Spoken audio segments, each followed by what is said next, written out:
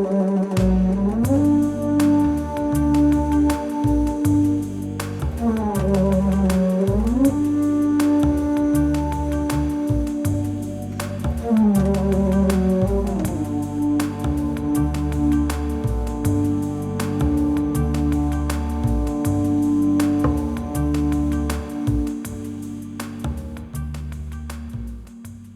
everyone. This is Dave Weiss, and this is a little different video from what you're used to. What we're doing here is the so-called James Bond or Pink Panther bass flute sound and how to get it. And it's kind of an interesting sound. You hear it on a lot of film scores and TV shows from the 60s and 70s and from shows and TV shows now, of course, that are trying to evoke that era and that sound. But oftentimes people don't get the sound right. And sometimes it's just one of the lower flutes playing. That kind of doesn't make it. It's a particular sound.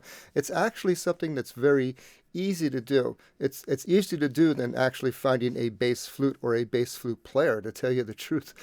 But for this one, I was thinking of what to do for the bass flute. And the thing is that what is probably the most recognizable sound of the bass flute is this so-called James Bond or Pink Panther sound. And there's a particular way to get it. Now, just historically, like when it kind of started out, at least to the best of my knowledge, it's kind of low flutes and alto flutes. I think that's what the orchestration for the original for Pink Panther was. But bass flute over the years has been used more and more. And there's a way to get the sound, and what you need to do is you need multiple players. That's one of the important things to do. It's got to be like 3 or 4 tracks layered with them playing pretty much exactly the same thing. And you have to articulate together. You can't be sloppy playing or anything like that. And it's got to be a very cool sound. It's got to have no vibrato to it. And the fourth thing is kind of like a secret ingredient, just a little special sauce sort of thing that comes in at the end. And I'll talk about that more at the end because we want to hear the track, and I want you to hear an example of what this sounds like in action. I've been asked to do this sound many times over the years, especially in commercials, as they try to evoke that 60s or 70s thing. And here's a clip, just a short part of a commercial I did for Martini and Rossi, the vermouth company, the Italian vermouth company.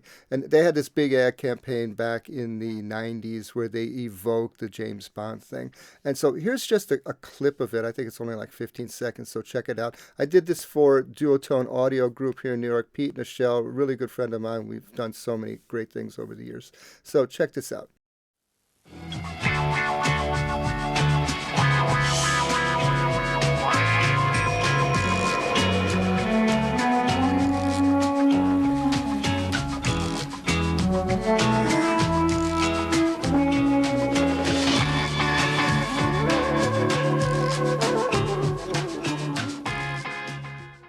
Love that commercial. We had a lot of fun working on that.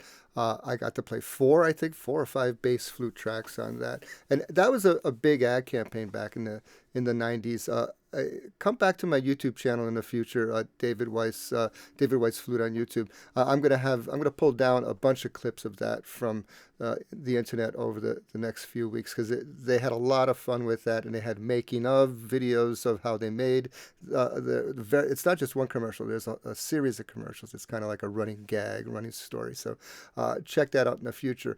In any case, you notice that I played, as I said, 4 bass flutes, at least 4, maybe 5. And that's one of the secrets to getting the sound, is that there has to be a number of tracks layered on top of each other. So there's a bit of chorusing that goes on. And there should be no vibrato in the sound. It should be very cool. And everybody needs to play together. You can't have a laggard. It can't be like falling behind the beat or anything. Everything should be fairly crisp, and that's kind of the beginnings of getting the sound. And then there's the element of beating in the sound, and I'll talk about that later.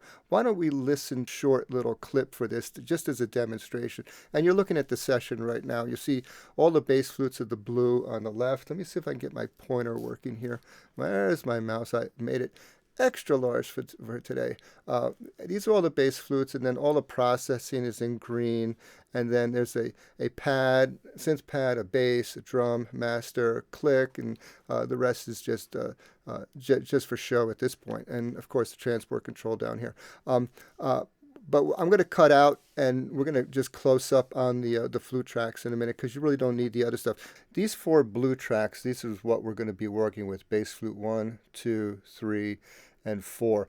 Whatever program you're using, you have to be able to eventually combine several takes, and to get to that's how you get the sound. Is the sound is multiple flutes playing at once, and so that's a big deal. So get to know your software and see, can it do that.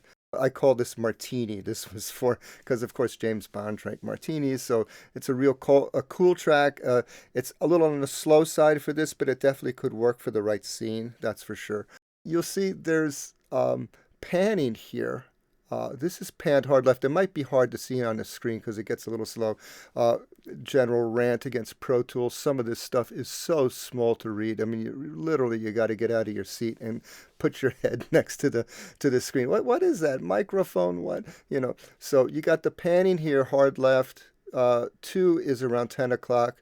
3, which is really the main instrument, that's center, and 4, whichever way you want to call it, is hard right. And the track starts with just one of the bass flutes, and it's the same 8-bar melody or so, repeated 2 or 3 times. And each time I add another one of these instruments, so it grows a little bit, which is good orchestration. But also, I wanted you to hear what it sounds like by itself, and then you add 2, 3, and 4, because once you hit about 3 or 4 together, then you're getting the sound, and that's a big deal. Okay, so why don't we listen to the track at once, and then we'll analyze it. We'll go through it.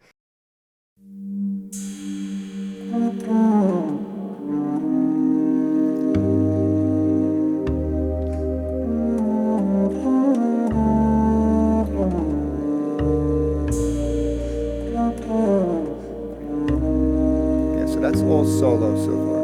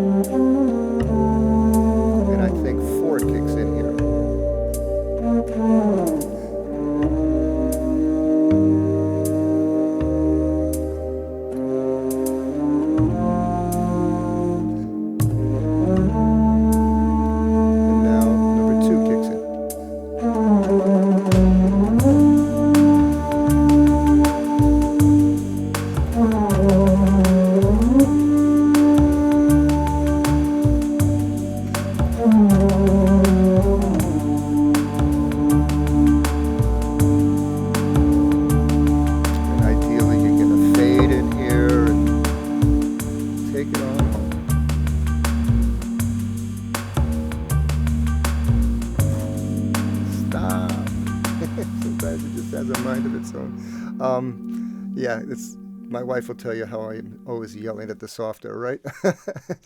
In any case, I think you got a good idea of what this sound is like there. And yeah, it's, the growing part of it. Also realized that there was no vibrato in the sound. And being the same players playing it 4 times, my performance was very clearly almost identical each time, which is very important. You don't want a sloppy player on this. That kind of screws everything up. If you have 4 people doing it, you're doing it live, and one person is lagging behind, that can really kind of make it real muddy. So you want to really be very crisp with the articulation, but no vibrato, that's definitely part of the sound too.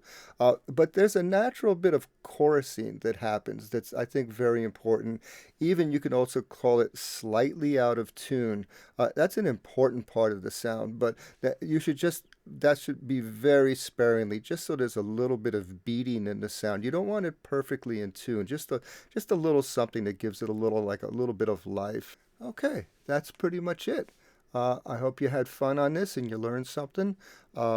This is Dave Weiss for Kingma Flutes and the Kingma Bass Flute.